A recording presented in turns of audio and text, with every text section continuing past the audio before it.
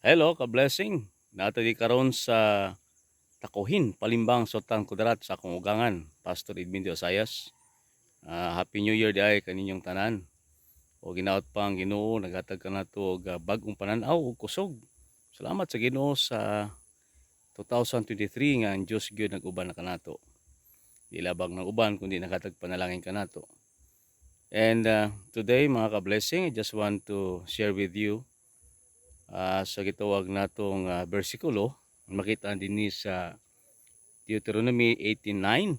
The Bible says, "When you come into the land which the Lord your God is giving you, you shall not learn to follow the abominations of those nations." So there were abominations during the time sa gitawag natong mga Israelites. Tungod kay they wanted to know their future through mediums and psychics. So makita nato nga ang Biblia forbad gyud nga naay gitawag natong pag adto sa gitawag natong mga mananambal. Okay?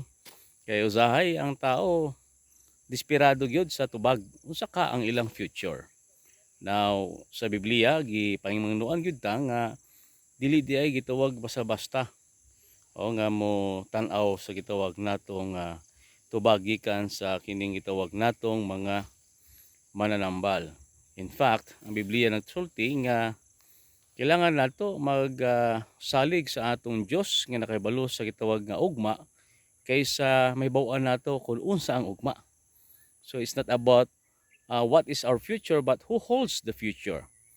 So ang scripture nagatudlo gid nato nga ang gitawag di ay nga pagkasayod sa future, kailangan nato di ay nga kita mismo magpailalom diha sa gitawag nga pagbuot o giya sa Ginoo.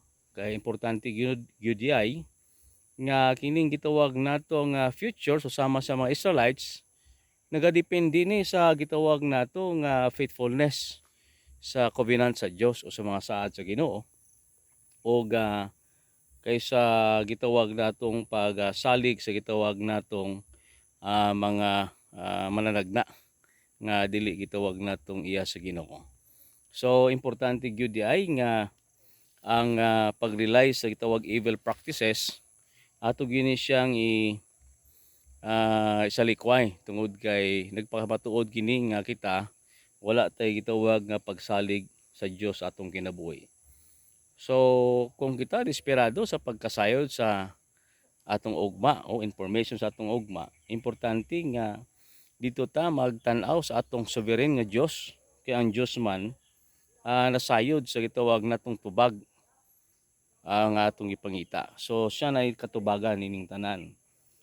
Importante gyud nga sa atong kinabuhi kanunay gyud ta pangita sa kabubuton sa Ginoo.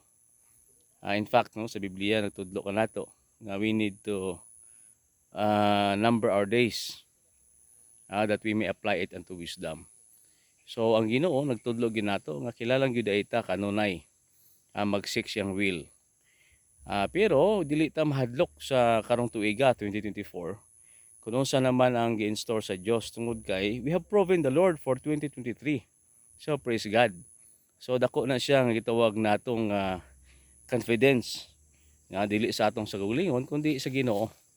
Nga ako sa diin makita nato diha ang ihang pagka maayo, pagka matutom sa atong may nagtatag kinabuhi. So salamat sa inyong pagpaminaw. Hinaot pa nga naatay malipayon nga bag-ong tuig kauban atong buhi nga Dios. So as the saying goes, attempt great things for God and expect great things from God. So importante gyud nga sa Ginoo lang gyud ta kanunay magsalig. God bless and bye for now.